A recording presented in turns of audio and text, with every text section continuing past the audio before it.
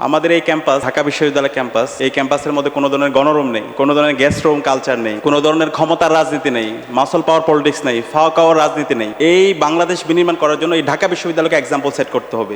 আজকে আমরা এখানে সম্ভবত 5 শতাধিক মানুষ মিলিত হয়েছি এবং 5 শতাধিক মানুষ মিলিত হয়ে আমরা ইফতার করলাম। কোনো হইচই নাই, কোনো আওয়াজ নাই। খাওয়া শুরু হওয়ার পর একটু আওয়াজ পাওয়া যাচ্ছে আর কি। এই যে অভ্যাস, এই অভ্যাসটাই হলো আসলে ডাকসুর একটা বড় অবদান। এবং ইতিমধ্যে আমাদের বিশ্ববিদ্যালয় থেকে আপনারা জানেন 2841 কোটি টাকার একটা অধিকতর উন্নয়ন প্রকল্প শুরু হয়েছে। এই প্রকল্পটা যদি বাস্তবায়ন হয় ইনশাআল্লাহ আপনাদের সাহায্য নিয়ে, তাহলে এই বিশ্ববিদ্যালয়ে আর কোনো আবাসন সংকট থাকবে না ইনশাআল্লাহ। একই সাথে বিশ্ববিদ্যালয়ে আপনারা দেখতে পেয়েছেন সেন্ট্রাল মসজিদের প্রায় 65 বছর পরে এই মসজিদের সংস্কার কাজ হয়েছে এবং এটার একটা পূর্ণাঙ্গ একটা কমপ্লেক্স হবে, যে কমপ্লেক্সের মধ্যে সকল ধরনের আধুনিক সেবা থাকবে এবং মেডিকেল সেন্টার, এর আগে অনেক ভাইয়ের এটা নিয়ে কাজ করেছে এবং সবার সার্বিক সহায়তার মাধ্যমে মেডিকেল সেন্টারের উন্নয়ন হয়েছে। এর বাইরে আমরা ইতিমধ্যে বলেছি আমরা প্রতিনিয়ত শিক্ষার্থীদের কাছে জবাবদিহি করতে চাই। তো এই যে ক্যাম্পাসটা পেয়েছি, এই ক্যাম্পাসটা পাওয়ার পেছনে আমাদের শহীদদের আত্মত্যাগ আছে। সে কারণে আমরা যেন সবসময় এই শহীদদের কথাগুলো স্মরণ রাখি। শহীদরা যে জন্য জীবন দিয়েছে তাদের আকাঙ্ক্ষার আলোকে আমরা যেন আমাদের ক্যাম্পাসকে বিনির্মাণ করি, নতুন বাংলাদেশ বিনির্মাণ করি। এই বাংলাদেশ বিনির্মাণ করার জন্য এই ঢাকা বিশ্ববিদ্যালয়কে এক্সাম্পল সেট করতে হবে। ঢাকা বিশ্ববিদ্যালয় বাংলাদেশকে পথ দেখায়। বিগত সময়ে ঢাকা বিশ্ববিদ্যালয়ে বাংলাদেশের সকল আন্দোলনের পথ দেখিয়েছে। জুলাই বিপ্লব এই ঢাকা বিশ্ববিদ্যালয় থেকে শুরু হয়েছে। সুতরাং বাংলাদেশের সামগ্রিক অগ্রগতির জন্য এবং ক্যাম্পাসের একটা স্টেবল সিচুয়েশন বিরাজ করার জন্য আমাদেরকে সবসময় ঐক্যবদ্ধ থাকতে হবে। আজকে সেই ঐক্যবদ্ধ রাখার জন্যই, ঐক্যবদ্ধ বাংলাদেশের একটা মেসেজ দেওয়ার জন্য আজকে আমাদের ইফতার মাহফিল। এখানে আমরা সকল ছাত্র সংগঠনকে আমরা দাওয়াত করেছি। এখানে আমাদের বিশ্ববিদ্যালয় প্রশাসনের সর্বোচ্চ বোর্ডে সবাই এসেছেন।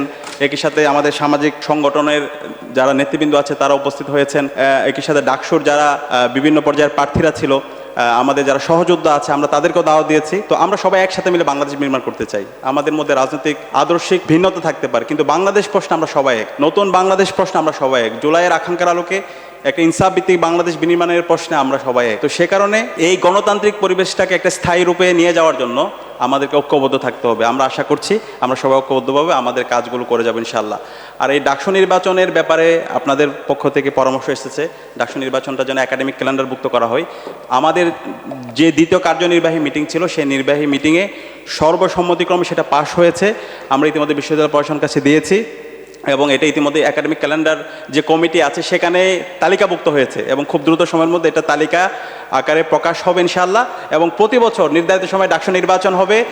বাংলাদেশের শুধু ঢাকা বিশ্ববিদ্যালয় না, প্রতিটি ক্যাম্পাসে শিক্ষার্থীদের নির্বাচিত প্রতিনিধিরাই ক্যাম্পাসে তারা নেতৃত্ব দিবে এবং এই যে গণতান্ত্রিক বাংলাদেশের আপনার স্বপ্ন দেখি, সেটা শিক্ষার্থীদের নির্বাচিত প্রতিনিধির মাধ্যমে সেটা পরিচালিত হবে ইনশাআল্লাহ। তো সেই অধিকার নিশ্চিত করার জন্য আমাদেরকে ঐক্যবদ্ধ থাকতে হবে। ডাকসুর জায়গা থেকে আমরা সেটা কথা দিচ্ছি ইনশাআল্লাহ, আমাদের জায়গা থেকে আমরা সে কাজ করে যাব এবং বিশ্ববিদ্যালয়ের শিক্ষার্থীরা এবং সবাই মিলে আমরা আগামীর যে ডাকসু নির্বাচন এবং একটা সুন্দর নির্বাচনের মাধ্যমে শিক্ষার্থীদের নির্বাচিত প্রতিনিধিদের হাতে আমরা আমাদের দায়িত্ব হস্তান্তর করে যাবো ইনশাআল্লাহ। একই সাথে ডাকসুর যখন আমরা দায়িত্ব নিয়েছিলাম, আমরা বলেছিলাম আমরা এখানে কেউ নেতা না, আমরা হচ্ছে প্রতিনিধি। শিক্ষার্থীদের কাজ হচ্ছে আমাদেরকে প্রশ্ন করা, আমাদেরকে নিয়ে নির্মোহ পর্যালোচনা করা, আমাদের কাজ হচ্ছে কাজ করে যাওয়া। এবং আমরা সেই জায়গা থেকে আমরা প্রতিনিয়ত চেষ্টা করছি। কাজ করতে গিয়ে অনেক ভুল করছি, ভুল করলে আপনাদের কাছে ক্ষমা চেয়ে আমরা নিজেদেরকে সংশোধন করার চেষ্টা করছি। মানুষ হিসেবে ভুল হতেই পারে, আমরা আপনাদের পরিবারের অংশ। একই সাথে আমরা এটা বলতে পারি আমাদের চেষ্টার জায়গায় কোনো কমতি নেই, আমরা চেষ্টা করছি এবং ইনশাআল্লাহ আলহামদুলিল্লাহ গত 5 মাসে আমরা প্রত্যেকটা জায়গায় আমরা যতগুলো ইস্তেহার দিয়েছি আমরা সবাইকে সাথে নিয়ে প্রত্যেকটা প্রবলেম আমরা অ্যাড্রেস করার চেষ্টা করেছি। এবং ইতিমধ্যে আমাদের বিশ্ববিদ্যালয় থেকে আপনারা জানেন 2841 কোটি টাকার একটা অধিকতর উন্নয়ন প্রকল্প কাজ শুরু হয়েছে। এই প্রকল্পটা যদি বাস্তবায়ন হয় ইনশাআল্লাহ আপনাদের সাহায্য নিয়ে, তাহলে এই বিশ্ববিদ্যালয়ে আর কোনো আবাসন সংকট থাকবে না ইনশাআল্লাহ। এই প্রকল্পের আওতায় ছাত্র এবং ছাত্রীদের জন্য মোট 10টা হল নির্মাণ হবে, চায়নার যে হলটা আছে সেটা সহ। তো ইনশাআল্লাহ এই আবাসন সংকট যদি ঢাকা বিশ্ববিদ্যালয়ে না থাকে, তাহলে এই ক্যাম্পাসে আর কোনো মৌলিক সংকট থাকবে না। এটা হচ্ছে মূল সংকট।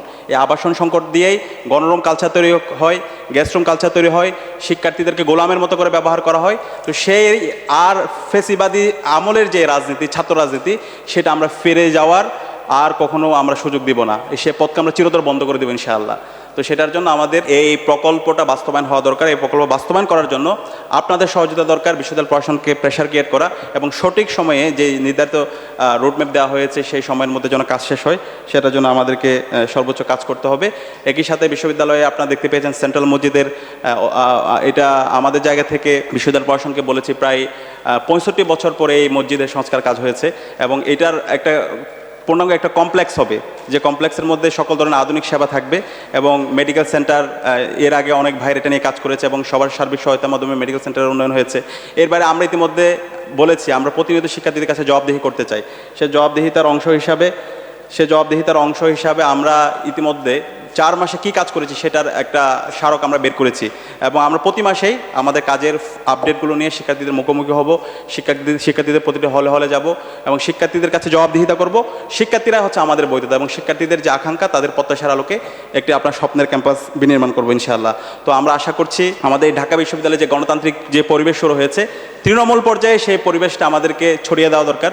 আমরা নির্বাচন পরবর্তী সারা দেশে বিভিন্ন ধরনের সহিংসতা দেখতে পাচ্ছি, তৃণমূল পর্যায়ে বিভিন্ন ধরনের সংঘাত হচ্ছে। তো আমরা সবাইকে অনুরোধ করব যেন আমরা সবাই ঐক্যবদ্ধ হই ফেসিবাদের বিরুদ্ধে, খুনি হাসিনার বিরুদ্ধে এবং এই জুলাইয়ে যারা গণহত্যা চালিয়েছে তাদের বিচারের প্রশ্নে যেন আমরা সবাই ঐক্যবদ্ধভাবে এবং নতুন বাংলাদেশ বিনির্মাণের জন্য সবাই যেন আমরা ঐক্যবদ্ধ থাকি এবং আমাদের কমন এনিমিকে ঠিক করে আমরা ঐক্যবদ্ধভাবে আমাদের এই বাংলাদেশ যেন বিনির্মাণ করি, সে উদাত্ত আহ্বান জানিয়ে এবং আমাদের সবার জন্য দোয়া চেয়ে আমি আমার কথা এখানে শেষ করছি। আসসালামু আলাইকুম রহমতুল্লাহ। কথা নিয়ে অনুরোধ করছি বিশ্ববিদ্যালয়ের মাননীয় প্রক্টর স্যার, আমাদের সকলের সাইফুদ্দিন আহমেদ স্যারকে অনুরোধ করছি কথা নিয়ে আসার জন্য। এবার কথা নিয়ে আসবেন মাননীয় প্রক্টর মহোদয়। বিসমিল্লাহির রহমানির রহিম। আসসালামু আলাইকুম রহমতুল্লাহ বরকাতুহু। ডাকসু কর্তৃক আয়োজিত আজকের ইফতার মাহফিলের সম্মানিত অতিথিবৃন্দ, উপস্থিত ডাকসুর এবং বিভিন্ন হল সংসদের প্রতিনিধিবৃন্দ, বিভিন্ন ছাত্র সংগঠনের প্রতিনিধিবৃন্দ এবং সামাজিক সাহিত্যিক সংগঠন এবং প্রিয় সাংবাদিকবৃন্দ, আজকে আমরা এখানে সম্ভবত 5 শতাধিক মানুষ মিলিত হয়েছি এবং 5 শতাধিক মানুষ মিলিত হয়ে আমরা ইফতার করলাম। কোনো হইচই নাই, কোনো আওয়াজ নাই। খাওয়া শুরু হওয়ার পর একটু আওয়াজ পাওয়া যাচ্ছে আর কি।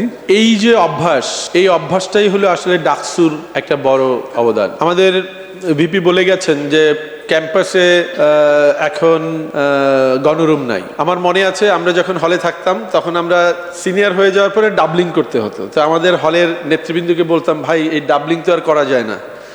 তা বলে, ভাই কয়দিন পরে ট্রিপলিং করবো, এটার প্র্যাকটিস করে যাও এখান থেকে।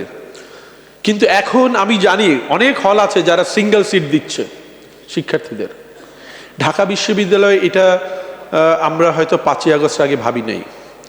আমাদের এই সুযোগটা যারা দিয়েছেন সেই বীর যোদ্ধা, আমাদের প্রিয় শিক্ষার্থী, ছাত্র জনতা, তাদের প্রতি আমাদের কৃতজ্ঞতা শেষ নেই।